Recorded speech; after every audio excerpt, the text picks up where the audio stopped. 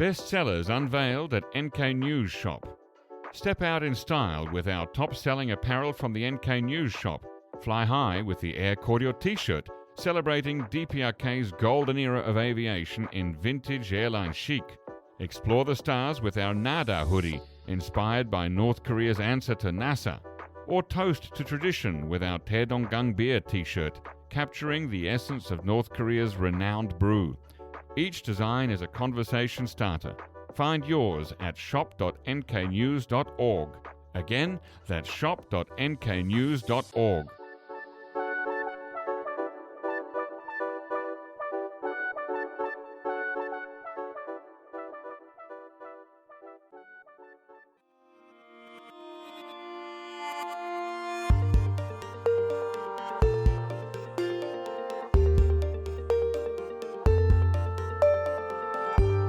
Hello, listeners, and welcome to the weekly NK News podcast. I'm your host, Jacco Zwetsloot, and today it is Tuesday, the 23rd of December.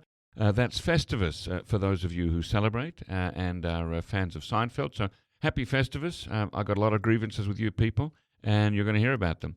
But that's going to be later. We're going to talk, first of all, to my colleague Kim Jooheon from NK News, who's on this show this week. Jooheon, welcome on the show. Thanks for having me. You've got a few stories to talk about. Let's start with the UN General Assembly adopting a resolution about North Korean human rights. Yeah, so the UNGA has once again adopted a resolution condemning North Korea's human rights abuses for the 21st year in a row. So, yeah, 21 years in a row. Wow, okay. Do you know if the North Koreans were there, present, when that resolution was adopted in the meeting? I don't think so. Okay. There were 61 countries, including South Korea, U.S., Japan, and they passed this by consensus. But yeah, I'm pretty sure North Korea was. Yeah, generally North Korea does not like to be in the room when these things happen. What does this mean? What's the meaning of this? Or what's the effect of this? So it called on Pyongyang to immediately repatriate abductees, detainees, and prisoners of war. Yeah, it's pretty much similar with the previous ones, but South Korea co-sponsored the resolution this time. Yeah. But there were a lot of speculation that Lee Jae-myung might not co-sponsor since he didn't seem to be very interested in the North Korean human rights issues. And there has been a pattern that progressive governments in South Korea tend not to be so actively involved in North Korean human rights issues, right? Whether at the UN's General Assembly or whether here domestically. So it is interesting to see that that Lee Jae-myung did co-sponsor that resolution. Right. There were a lot of criticisms from human rights groups, defectors, since they're not releasing these North Korean human rights reports. They've been publishing annually. You mean domestically here in South Korea? Domestically, but I'm pretty sure foreigners can also read that on the website. Yeah. Okay. All right. And let's go on to the next story then. This is an interesting one about Taekwondo. Sure. Yeah. So South Korea, we kind of talked about this before. At the time, South Korea was not really interested in applying for Taekwondo to be jointly listed as a UNESCO heritage, intangible cultural heritage with North Korea, but now they are going for that. So South Korea is interested in this. Because North Korea already registered last year, and South Korea, they just decided to register this year. Right, okay. So for our listeners there are two competing factions or kinds of Taekwondo. There's the ITF, the International Taekwondo Federation, based in Pyongyang. And then there's the World Taekwondo Federation, based here in Seoul. And they have slightly different styles. The World Taekwondo Federation, I think, is the one that's in the Olympics. Yes, correct. But the ITF it's also in many countries around the world. It's not just in North Korea. And both of the countries, both Koreas, wanted to inscribe Taekwondo as a UNESCO cultural heritage. What does it mean if North Korea already did it last year and South Korea does it now? What does joint inscription mean? So this happened for Sirim as well, which is traditional Korean wrestling. For Sirim as well, North Korea applied first, and then South Korea did a year or two later, and then UNESCO they listed the sport as the two Korea sport. So it's UNESCO that makes the decision. Okay, we've got an application from this country, and we've got an application from that country. we're going to take them both and jointly inscribe them. That's the UNESCO decision. Yeah, since it's the same sport. Okay. So this, correct me if I'm wrong, but then this would not require any communication or coordination between North Korea and South Korea. Is that right? I don't think so. Right, because we know that North Korea is not interested in talking to South Korea right now about anything, let alone taekwondo. So this is basically, the ball is in the court of UNESCO. Yeah, so this could be a bridge if it gets listed. Well, right? let's not get too hopeful. Okay, all right. Thank you. Now let's talk about the continuing aftermath of recently. Chatter Carroll asked President Lee Jae-myung a question in a press conference about the South Korean prisoners and abductees in North Korea, and you've reported on the families of those abductees. Yeah, so after the press conference, the families of South Koreans abducted during the Korean War, they sent me a press release, and they're still trying to push back against the Lee Jae-myung administration. So they're urging the government to make abductees and prisoners of war still held in North Korea a top priority for inter-Korean issues. What are they hoping for in practice? They're basically asking the administration to establish an office, that specifically handles these issues for abductees. Yeah, I mean, I guess it probably is a good idea for there to be some kind of an office to be institutionally responsible for this matter, since, presidents come and go, and as we saw with Lee Jae-myung, some presidents may not know or may not remember, and so there should be some organization tasked with, keeping this issue alive. How many abductees? Because we're not just talking about the 6 or 7 South Korean citizens who are currently in North Korean prisons, but there's more of them. How many people are we talking about here? I think if you include POWs, prisoners of war, POWs. During the Korean War, it's going to be a lot, and we're not really sure how many of them passed away and how many of them are still alive. Well, yeah, given the amount of time that's gone on and the difficult conditions in North Korea, there'd be a lot of those prisoners of war have died. Yeah, and I know that the Japanese are also interested in keeping the abducted issues of abducted citizens alive with North Korea. Has North Korea made a statement on any of this? Oh, they're not really paying attention to this issue, I believe. There were no statements at all. Right. And what has the Transitional Justice Working Group said? Because you talked to them in your reporting.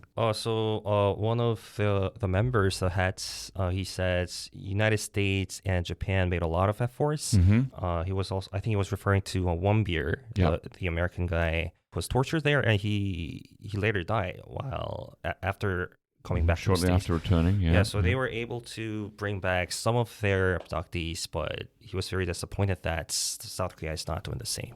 Right. It is interesting that, I mean, here it's so tragic, isn't it, that we've got this divided nation where South Korea is right there next to North Korea, and yet it's somehow less successful than the United States, and in some ways perhaps also Japan in getting this issue dealt with. And politics is definitely a part of that. What do you think is likely to happen, Jooheon? How do you see it? I don't think it'll happen very soon. But if Taekwondo gets listed as the UNESCO heritage, probably that could be something. But I don't think it's very realistic. How do you connect the two, Taekwondo and abductions? Well, it's really hard to relate them. But I mean, Taekwondo is obviously the Korean sport. Yep. And if it gets listed, probably, like sports related officials, they could probably meet again in Austria or Europe. But hopefully they can start from there. But I'm not sure if there could be any high level talks. Okay, and for our last story today, you've got something about Hyundai Asan. What's going on with Hyundai? Hyundai Asan was, if I remember correctly, the subsidiary of Hyundai Group, formed in the late 1990s, with the initial goal was to take South Korean tourists by cruise ship, to Kumgangsan, just over the border in North Korea, and then later on, around 2000 or maybe 99, they started doing bus tours across the border from Sokcho up to Kumgangsan and back again. All of this stopped in 2008. after the killing of what was her name? Was it Pang Wanja? Park Wangsa. Park Right.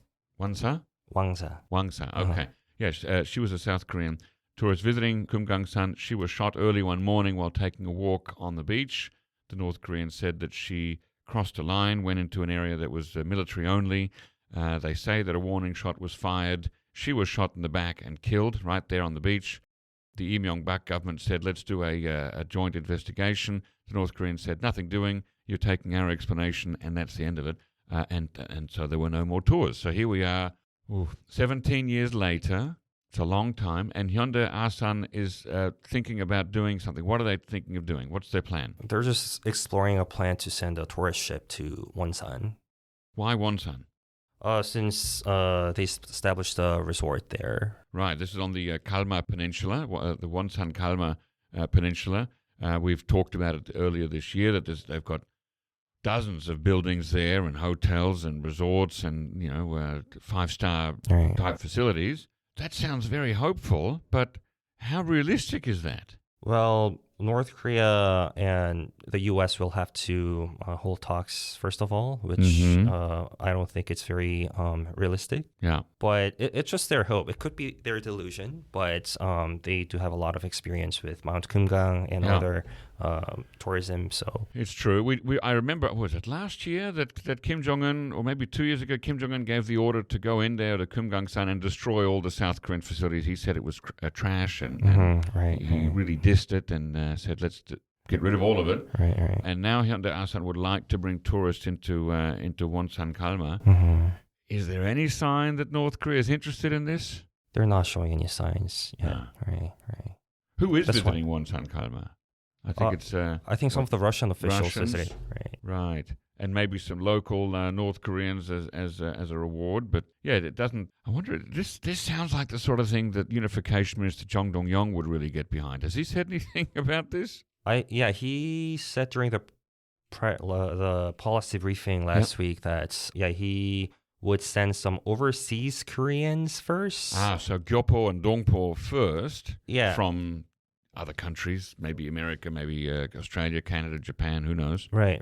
And then, he's very supportive for this business model. Yeah. Okay. And from your story here, this is an interesting line. The 3 Mile Resort, because it stretches along this sort of narrow, I don't know, is it a peninsula or an isthmus? But anyway, the 3 Mile Resort includes over 50 hotels, water parks, a mini golf course, and several shopping malls, according to photos of maps published by the DPRK. So it's obviously too large for the North Korean domestic tourism market, probably too large for a sustainable Russian inbound tourism market. And so eventually North Korea might be looking for someone to bring people in. Maybe it'll be Hyundai Asan, or maybe it'll be China. Sure. Yeah. Wow. Interesting. You've been to Mount Kumgang before. I did. 2006, 2 years before the shooting, I went to Mount Kumgang, and I stayed at a hotel that I think was built by North Korea initially. I think it might have been something like the Kim Jong-suk dormitory facility or something like that. That was the old name, and I think they renamed it, and I stayed there for one night. We went by bus just across the road here in downtown Seoul. The bus took off in front of what is now the Four Seasons Hotel at 5 a.m. Oh, wow. Drove us across to Sokcho in Gangwon province. Yeah, I went there by bus as well.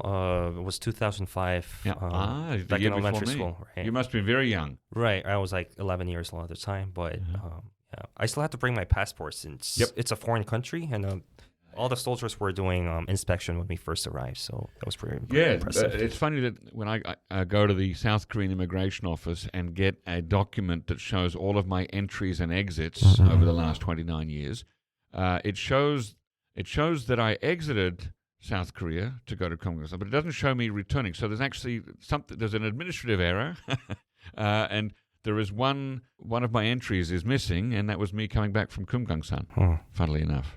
Were they asking you any questions, the North Korean inspectors or soldiers? No, we were a bus full of people, and they were just trying to process us quickly. So it was, if there were questions, they were very perfunctory, where do you live or something like that. So they weren't interested in us. But I do remember that, it was June, it was hot. The North Korean soldier was wearing a short-sleeved uniform.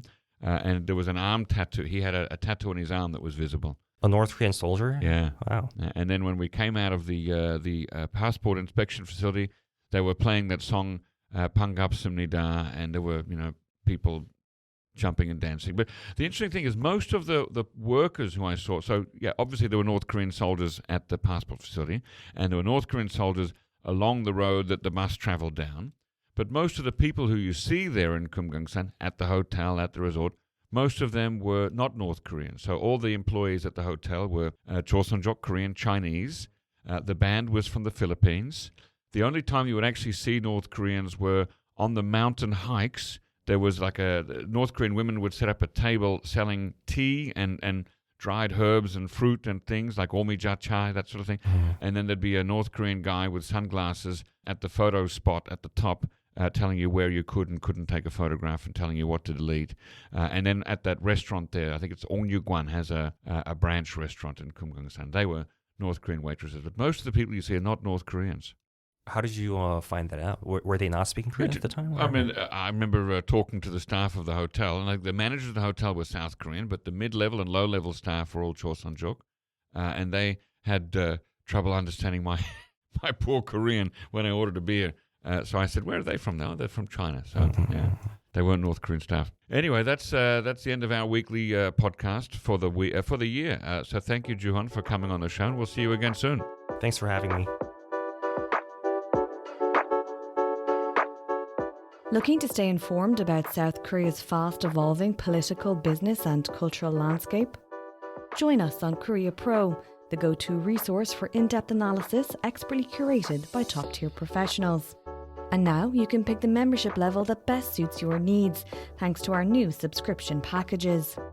Starting at just $199 annually, you can access daily analysis and our weekly podcast. Or try our premium membership package, which offers additional perks such as executive briefings, monthly reports and forecasts, networking receptions and event opportunities, as well as much, much more. To find the best fit for you, just head to signup.koreapro.org and become a member today. Ladies and gentlemen, that brings us to the end of our podcast episode for today. Our thanks go to Brian Betts and Alana Hill for facilitating this episode, and to our post-recording producer genius Gabby Magnuson, who cuts out all the extraneous noises, awkward silences, bodily functions, and fixes the audio levels. Thank you, and listen again next time.